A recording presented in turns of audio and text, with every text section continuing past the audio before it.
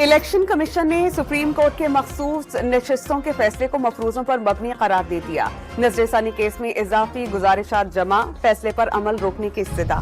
مخصوص نشستوں سے متعلق فیصلے پر عمل درآمد نہ کرنے پر پی ٹی آئی کی خواتین رہنماؤں کا الیکشن کمیشن پاکستان کے باہر احتجاج، کمیشن حکام کے خلاف شدید نعرے بازی۔ وزیر اعظم شہباز شریف 1 گھنٹے بعد اقوام متحدہ کی جنرل اسمبلی سے خطاب کریں گے۔ پاکستان، کشمیر اور فلسطین کا مقدمہ لڑیں گے، دہشت گردی اور موسمیاتی تبدیلی پر آواز اٹھائیں گے۔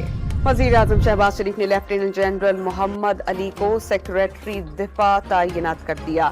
تقرری 2 سال اور 3 ماہ کے لیے کی گئی۔ اسٹیبلشمنٹ ڈویژن نے نوٹیفیکیشن جاری کر دیا۔ پی ٹی آئی رہنما وقاص اکرم نے جے یو آئی کے ساتھ آئینی ترمیم کا مشترکہ مسودہ تیار کرنے کی تردید کر دی۔ ملک میں سیاسی طریقے سے آئین کے ساتھ کھلواڑ کیا جا رہا ہے، شبلی پر آج کی پریس کانفرنس۔ آئینی ترامیم پر پی ٹی آئی کو مسودہ بنانے کو کہا ہے۔ رہنما جے یو آئی عبدالغفور حیدری کا مواقف سامنے آ گیا۔ وفاقی حکومت آئینی معاملات میں غیر سنجیدہ قرار دیتی۔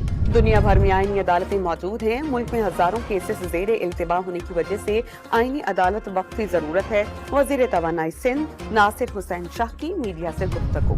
ضلع کرم میں زمین کے تنازع پر 2 قبائل کے درمیان جھڑپیں، مزید 5 جانیں نگل گئیں، 12 زخمی۔ 1 ہفتے کے دوران جام حق افراد کی تعداد 46 ہو گئی۔